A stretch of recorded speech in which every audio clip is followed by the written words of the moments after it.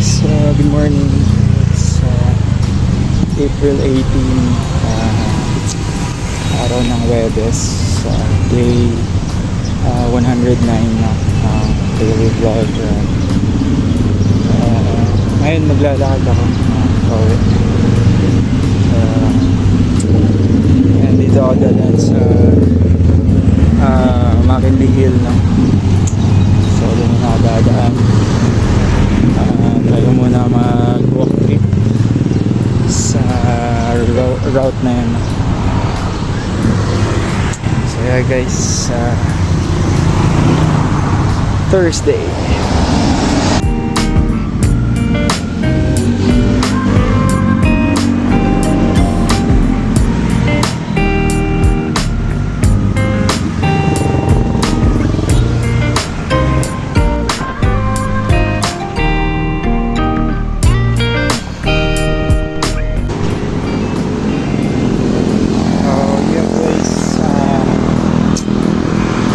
So looking back nung katapusan ng December, sinabi ko na hopefully 2024 will be a year of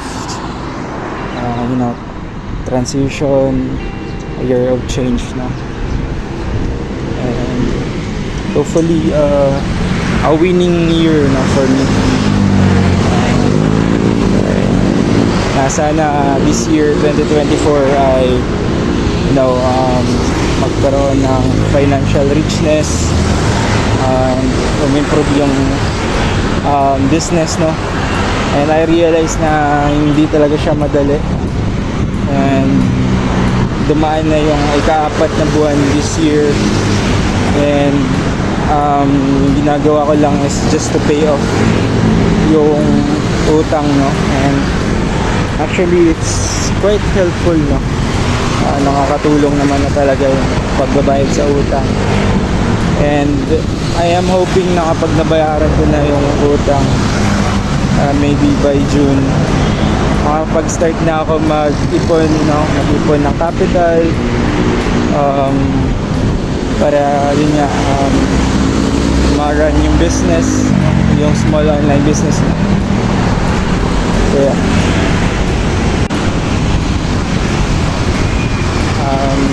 Yeah. So I'm still hoping, I'm still praying to God every day na ganun yung mangyayari.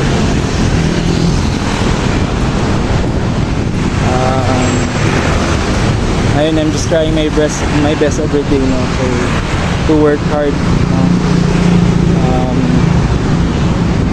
yeah. I'm still really hoping na this year will be the year na merong improvement or merong swerte. Hopefully by December 2024, merong savings, no, or rather maka-purchase ako ng laptop, which is super important sa gusto kong tahakin, since gusto ko pa na pursue yung pag-aaral ko ng architecture. So malaking tulong yung laptop talaga, gaming laptop. If ever itatry ko na mag work from home or mag sideline or mag freelance, ganun, meron akong ginagamit na laptop. So yeah.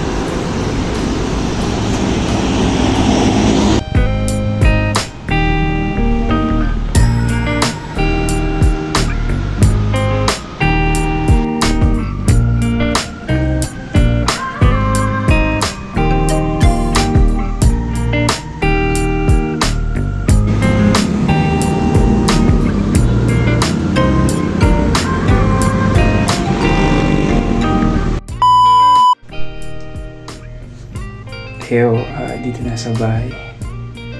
So, pahinga muna.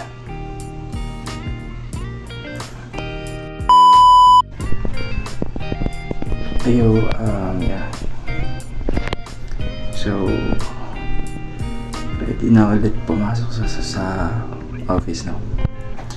And yeah, it's already 2:22. So,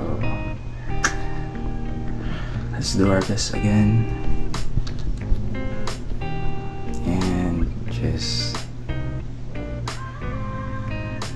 be consistent.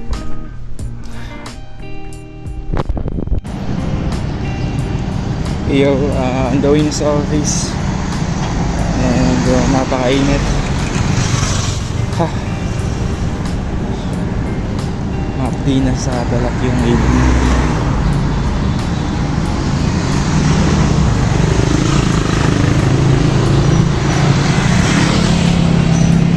So yun, sa lahat ng mga iniisip na problema, kailangan pa rin talaga magdasal, no? Para maklear yung utak natin, magkaroon tayo ng magandang decision making, no?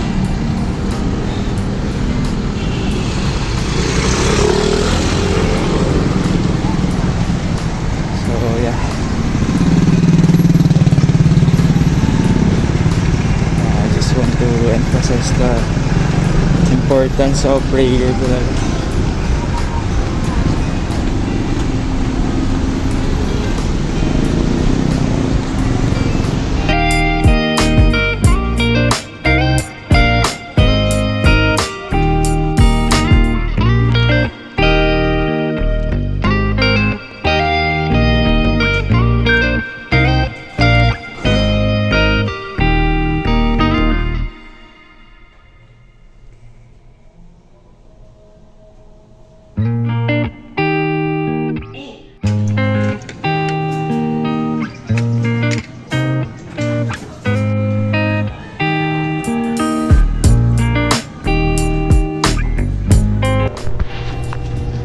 Kayo, kakatapos lang ng shift and it's already 1:03 AM na.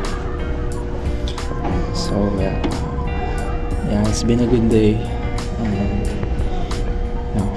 Normal lang naman na shift. So yeah, just have to, as always, keep doing our best. And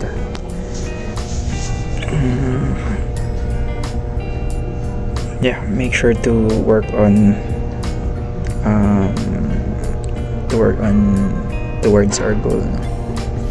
So yeah, and after a few months, maybe 1 or 2 months, I'll be able to start to save up for a capital, no? Para dun sa off to street, no? Ipupush pa rin natin yung off to street. I'm gonna resell shoes again, no? Yeah. And I don't know kung itatry ko other ways na mag-resell ng shoes, either mga original and ibibenta yun sa mga reseller, like Zara and Drill. So kailangan ko lang maghanap ng murang original. So, I don't know, pero I don't know kung maybe ipupush ko yung t-shirt printing, no?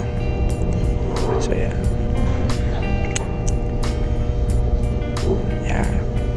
kailangan pa mag-isip ibang paraan. But this daily drop, dito pa rin.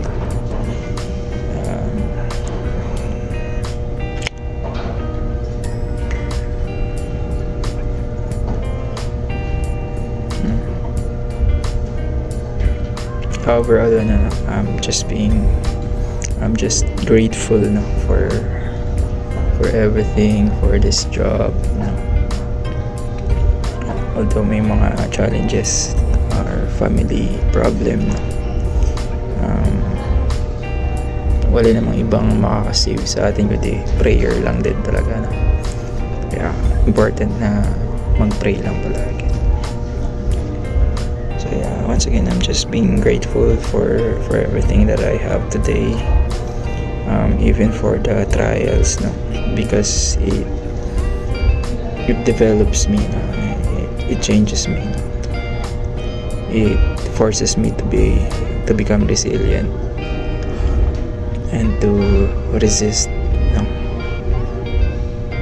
So yeah, and in the end, I'll came out stronger, stronger than who I am or who I was. So yeah. Dito ko na-end yung day 109 or yung April 18 vlog. So see you tomorrow.